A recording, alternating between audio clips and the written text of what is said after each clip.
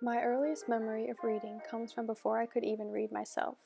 It is of my mom reading the book Paddington Bear to me before bed. This instilled in me a love for reading from a very young age.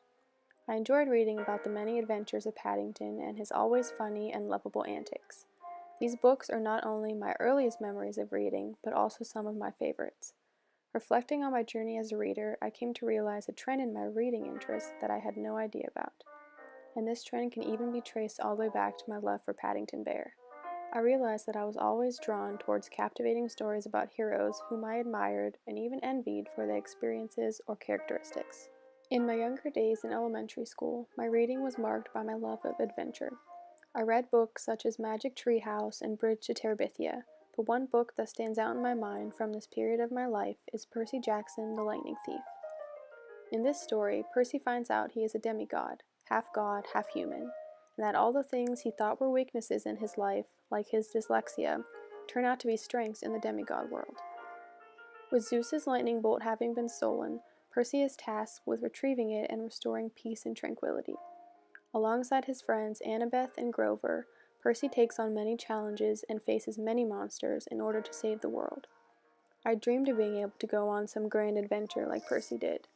I was drawn to this particular book because I envied him. He was able to save his world while simultaneously embarking on a spectacular journey, traveling from New York to Los Angeles and everywhere in between. He even went to the underworld and back. I would imagine myself in Percy's shoes, taking on Medusa, talking to Hades in the underworld, and I wanted to have that adventure in my life. I wanted to be the one handing Zeus his stolen lightning rod that I retrieved. In elementary school, reading books about adventure was all that I wanted to do, so it comes as no surprise that Percy Jackson stands out in my mind as my favorite book from then. The next hero I was drawn to was Katniss Everdeen from the trilogy The Hunger Games. I read these books in middle school and became completely submerged in them. I loved the storyline of fighting to survive in the Hunger Games while also trying to lead and control a rebellion. Much like with Percy Jackson, I loved the intriguing and adventurous storyline, but the main reason I loved these books was because of Katniss. She was a strong, courageous, compassionate, intelligent, loyal leader. Katniss's strong and sometimes even hostile personality is what made her refuse to conform to society.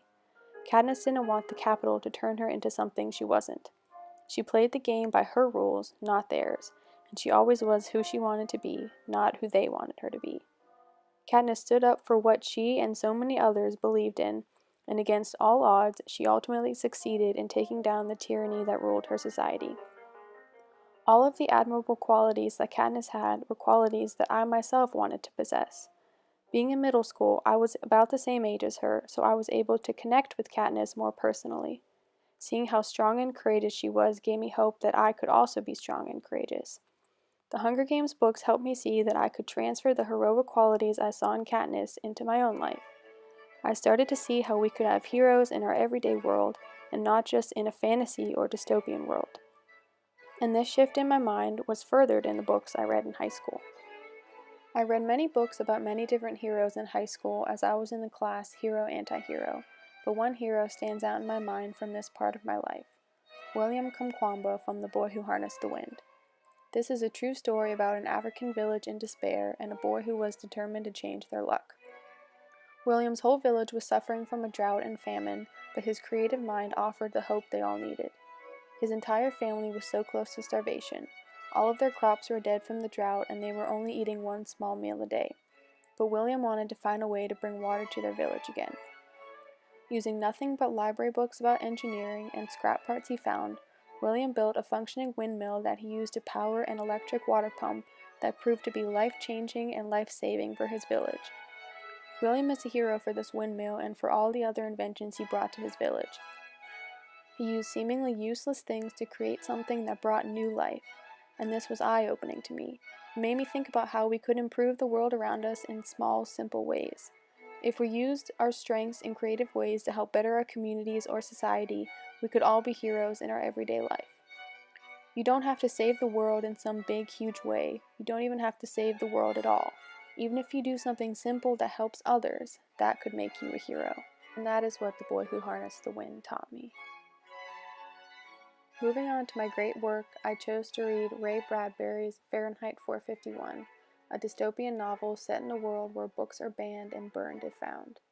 It follows the journey of Guy Montag and how he goes from a fireman who burns books to a fugitive who wants to read them.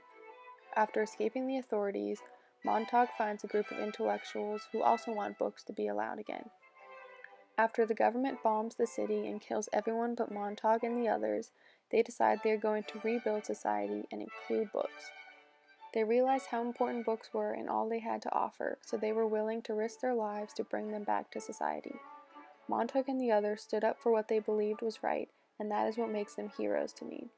Heroes are never complacent with the world around them, and we shouldn't be either. Montag questions everything around him, and ultimately that brought about change for the better. If we see an issue or something that is wrong, we should force change just like he did. We can better our society by being like Montag and standing up for issues we believe in order to bring about change. Fahrenheit 451 taught me that a hero can be as simple as someone who is brave enough to not conform to society when something is wrong. We can look around us and find many issues, but we have to be willing to be like Montag and take them on in order to make our world a better place. Overall, after reflecting on my journey as a reader, I noticed a common thread that I wasn't even aware of. I was always drawn towards books with heroes whom I admired for something. Percy Jackson for his adventure, Katniss for her strong personality and leadership, and William Kamkwamba for his innovativeness. And all of these people helped save their world or community in some way. I think we like reading about heroes because we want to see something in them that we could also see in ourselves. We want to find connections between them and us. We want to know that everyday people can be heroes too. From these heroes, we can learn how to use our own strengths in a way that help our communities. I look forward to reading more captivating stories about heroes in the future, but I also hope to broaden my horizons and read all kinds of books.